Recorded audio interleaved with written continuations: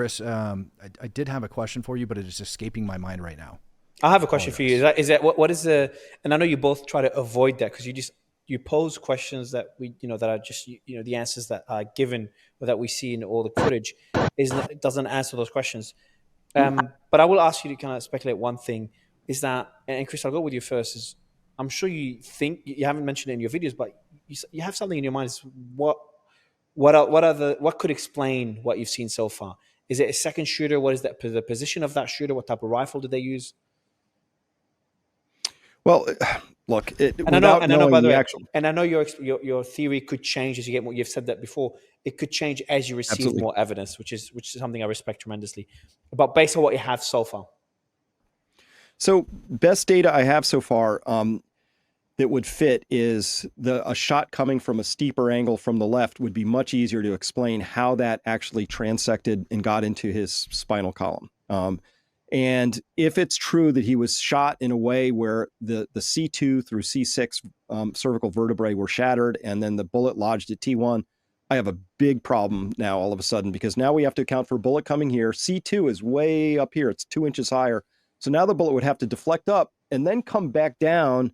And it's now we're getting into weird territory there. It's much easier to solve that with a different shooting angle. So I haven't completed this part of the analysis, but I told you that there are a few audio recordings that I can trust, and we're starting to draw circles around those.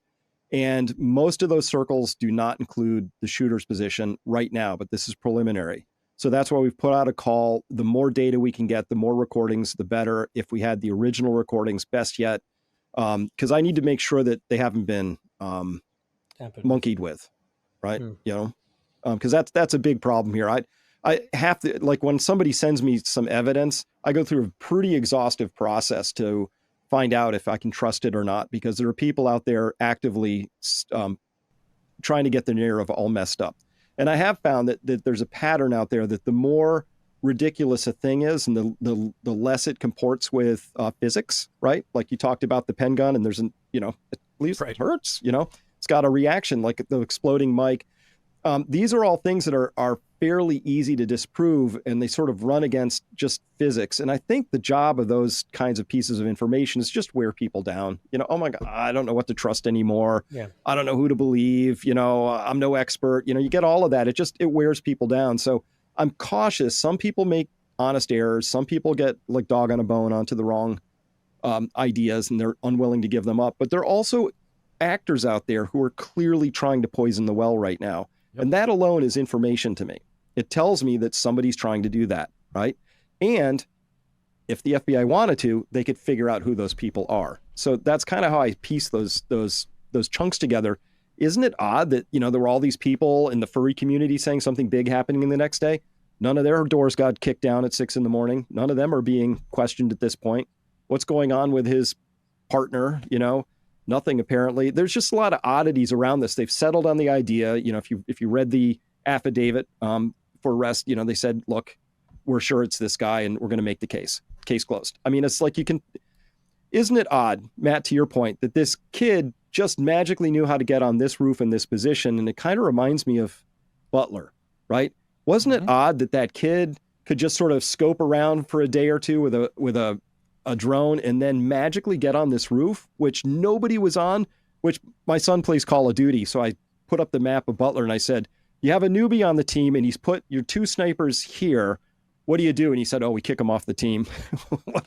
What a rube, right? It was like the most illogical place to put 2 snipers, but how was that roof of all the roofs left completely undefended? It's just an oddity, right? And they're not bothering to explain it.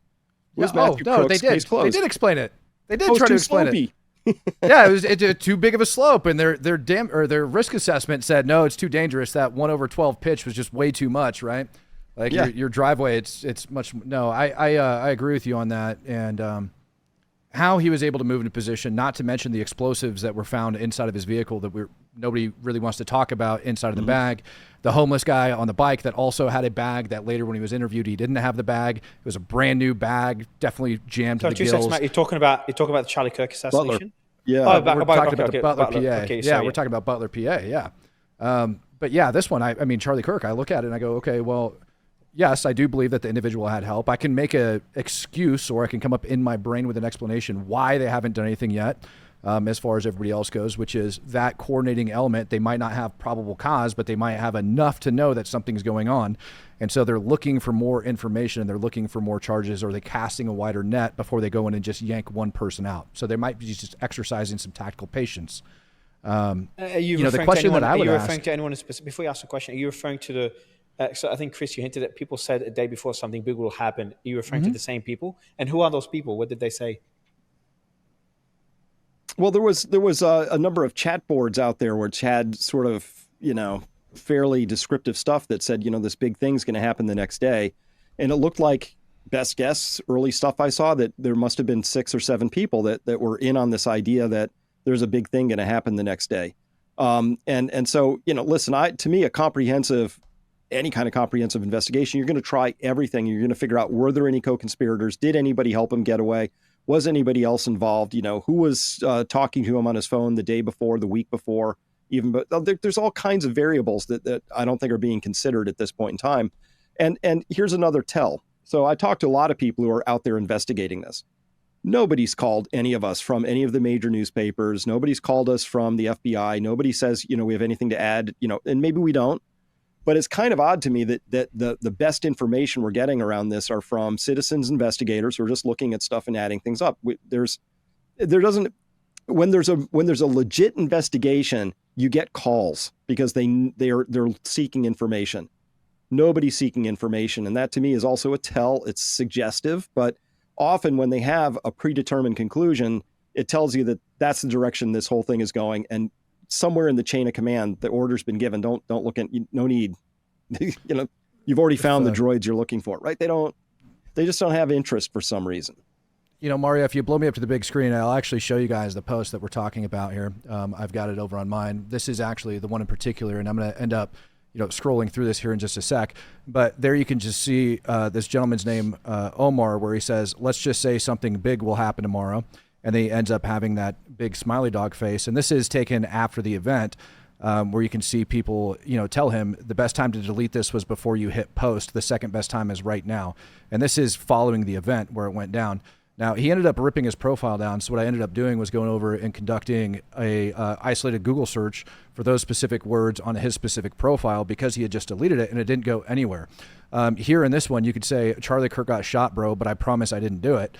And then here you can see where he says, let's just say something big will happen tomorrow, with the GIF up there on there. And then this is the original portion of it, which is Charlie Kirk is coming to my college tomorrow, and I really hope somebody evaporates him literally. So he says, Charlie Kirk is coming to my college tomorrow. I really hope somebody evaporates him literally. And followed by, let's just say something big is going to happen tomorrow. And then he doesn't, and then he ends up ripping it down. That's why we believe that there's other people that are involved in this, because clearly, other people were aware of this, that something was going on. That is somebody that needs to be investigated. That is something that needs to get looked into. I don't know if it has been. Yeah, exactly. Maybe it is being investigated. We just don't have that information. It hasn't been released to the public yet, correct? Correct. And the same question to you, Matt, the difficult question I asked Chris is, what is your theory based on what you've seen so far? I understand that theory can change as we get more information. My theory is that he had help.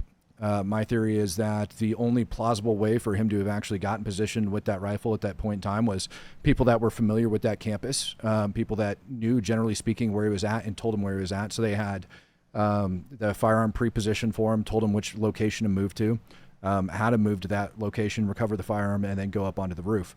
He would have had to give that firearm to somebody that had access to that location beforehand, far beforehand, and that likely would have help. Other than that, I can't provide you a better explanation. So you think Tyler Robinson did take the shot, but there was help that was involved? I can't say for certain at this point, Mario. We've been talking about, my big question is, the only way I could see that particular rifle making that particular shot is if it had a lessened muzzle velocity, and I can come up with some explanations for it, but without all of the facts, I absolutely can't say for certain that what I said is true or what Chris said is true. Chris, one last question. You did talk about, there was another person that analyzes these things that was talking about some drones that were available in some of the videos. Is that correct? Have you verified that? No. So this happened a lot at Butler too, where people analyzed what I was able to determine were flies. Flies were pretty common because they would come into frame, or birds. Birds very often look like drones. because the frame rate doesn't necessarily, you capture at a certain shutter speed, but then the frame rate, it doesn't always capture this very well, the flapping of the wings. And so they kind of can look drone-like.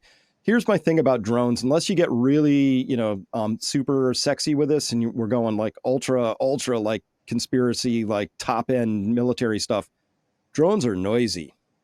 I can't hear them on any of the videos, recordings that I have. They're just noisy.